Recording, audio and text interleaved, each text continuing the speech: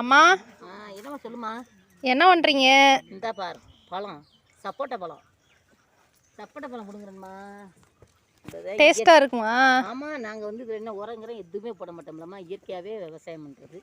அதுதான். ஆனால் இது பிடுங்கும்போது நல்லா பார்த்து பிடுங்கணும், கண்ணில் ஏதாவது தெரிச்சிடாம இது பழம் எதுன்னுட்டு இந்த காய் எதுன்னு பார்த்து பார்த்து பிடுங்கணும். நிறைய காய் கிடக்கு, ஆனால் பழம் பார்த்து பெருசு பெருசாக இருக்குத்தியா, அது பால் வடி இருக்கியா, அதை பார்த்து பிடுங்கணும். அங்கே நெல்லிக்காய் மரம் இருக்குது நிறையா, போகும்போது என்ன பிடுங்கிட்டு போ. நீ கூட வெய்யவே கொண்டு போய் நிறையா தான் கிடக்கல நெல்லிக்காயெல்லாம். நிறையா இது வைக்க வேண்டியதானே பழங்கள். விவசாயம் பண்ணும்போது இதெல்லாம் செடி நிறைய வைக்கக்கூடாதுல, ஏதோ நம்ம வீட்டுக்காக அத்தியாவசியத்துக்கு மட்டும் வைக்கிறோம். வீட்டு தேவைக்கு மட்டும் தான் வச்சுருக்கோம். எத்தனை கண்டு இருக்குண்ணா மொத்தம்? 6 கண்டு இருக்குது சப்போட்டா கண்டு. போதாதா?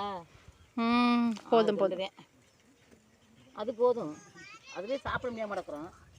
நம்ம விற்பனைக்கு அல்ல, விற்பனை செய்ய போகிறதில்ல. இதை நீங்கள் சாப்பிட்றதுக்கு மட்டும். நான் சாப்பிட்றதுக்கு மட்டும்தான்.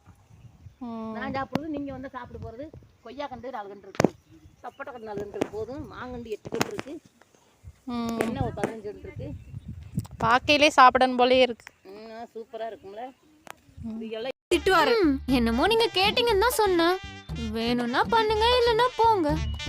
எனக்கு என்ன.